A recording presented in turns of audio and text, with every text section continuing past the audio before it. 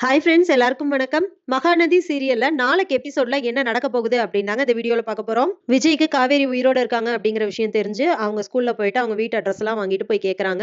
அப்ப அவங்க வந்து இன்னைக்கு ஊருக்கு போயிருக்காங்க, நாளைக்கு தான் வருவாங்க அப்படின்னு சொல்லிட்டு பக்கத்து வீட்ல இருக்கவங்க சொல்லிடுறாங்க. ஸோ நெக்ஸ்ட் டே போயிட்டு அவங்க வீட்டு வாசல்ல நின்னுட்டு இருக்காரு. இன்னும் காணுமே அப்படின்னு சொல்லிட்டு பார்த்துட்டு இருக்காரு.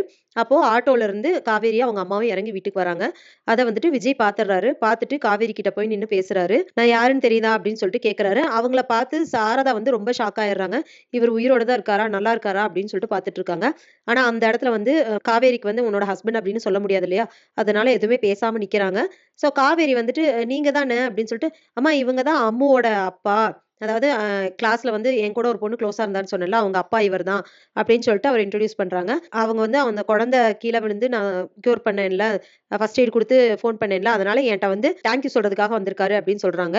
இத கேட்டுட்டு சாரதா அப்போதைக்கு அவர் அவாய்ட் பண்ணணும் அப்படிங்கிறதுக்காக, அதெல்லாம் வந்து ஸ்கூல்ல பார்த்து பேசிக்கணும். இப்படி வீடு வரைக்குமா வருவீங்க அப்படின்னு சொல்லிட்டு அனுப்பிச்சு விட்டுர்றாங்க.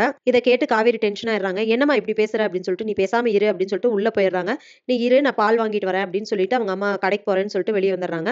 அப்ப விஜய் அங்க நின்னுட்டு இருக்காரு. அப்ப விஜய் கிட்ட போயிட்டு பேசுறாங்க. இல்ல நான் வந்து அப்படி சொன்னது தப்பு தான் தம்பி.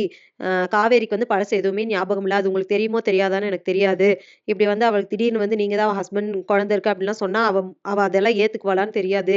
இன்னும் கன்ஃப்யூஸ் ஆயிருவா அப்படின்னு சொல்லிட்டு டாக்டர் சொல்லியிருக்காங்க. அதனால தான் நான் எதுவுமே சொல்லல.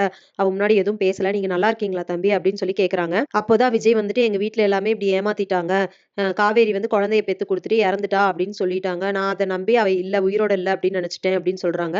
நீங்க ஏன் திரும்பி வரல அப்படின்னு சொல்லிட்டு சாரதா கிட்ட கேட்கும்போது, நீங்களும் வந்து ரொம்ப நாளைக்கு உயிரோட இருக்க மாட்டீங்க. உங்களுக்கு குணமாகறது கஷ்டம் அப்படின்னு சொல்லிட்டாங்க. அதனால தான் சரி உங்கள வந்து கஷ்டப்படுத்த வேண்டாம் அப்படிங்கிறதுக்காக நாங்க அங்க இருக்கல. அது மட்டும் இல்லாம காவேரிக்கு எதுவுமே ஞாபகம் இல்ல. அப்ப நீங்க யாரு என்ன ஏதுன்னு கேட்கும்போது நம்ம எப்படி பதில் சொல்றது அப்படின்னு சொல்லிட்டு நாங்க வந்துட்டோம் தம்பி அப்படின்னு சொல்றாங்க. அப்ப குழந்தைய ஏன் குடுத்துட்டு போனீங்க அப்படின்னு கேட்கும்போது, உங்க தாத்தாவும் பாட்டியும் தான் என் பேரனுக்கு அப்புறம் இந்த குழந்தைய நாங்க பார்த்துக்கிறோம். எங்களுக்குன்னு ஏதாவது வேணும்னு சொல்லிட்டு குழந்தைய கேட்டாங்க. அதனால தான் நான் குடுத்துட்டு வந்தேன். இல்லாட்டி என் பேத்திய கூட பார்க்காம நான் இப்படி இருப்பேனா அப்படின்னு சொல்லிட்டு சாரதாவும் சொல்றாங்க. சரி அத்த விடுங்க. நீங்க ஒண்ணும் ஃபீல் பண்ணாதீங்க அப்படின்னு சொல்றாரு விஜய். அதுக்கப்புறமா விஜய் வந்துட்டு ஸ்கூலுக்கே போறாங்க. போயிட்டு காவேரி கிட்ட பேசுறாங்க. உங்க அம்மா சொன்னது சரிதான். நான் ஸ்கூல்லயே பேசிக்கிறேன் அப்படின்னு சொல்றாரு. இல்ல அம்மா வந்து வீட்டுக்கு வந்தவங்கள இப்படி பேசிறக்கூடாது. நீங்க எதுவும் நினைச்சுக்காதீங்க அப்படின்னு சொல்றாங்க. விஜய்க்கு வந்து காவேரி கிட்ட பேசுறதே ரொம்ப சந்தோஷம். ஸோ அங்க பேசி எப்படியாவது இங்க பேசி அவங்களுக்கு வந்து ஞாபகம் வருதான்னு பார்க்கறதுக்காக வந்து பேசிட்டு இருக்காரு. அதுக்கப்புறமா வீட்டுக்கு போறாரு.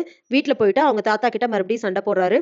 நீங்க வந்து காவேரி இறந்துட்டான்னு சொல்லிட்டு என்ட்ட சொல்லிட்டு, நான் உயிர் பிழைக்க மாட்டேன் அப்படின்னு சொல்லிட்டு அவங்ககிட்ட சொல்லி குழந்தைய நீங்களா வாண்டடா வாங்கிட்டு என்னென்ன சொல்லியிருக்கீங்க. அவங்களே குழந்தைய குடுத்துட்டு போயிட்டாங்கன்னு சொல்லியிருக்கீங்க.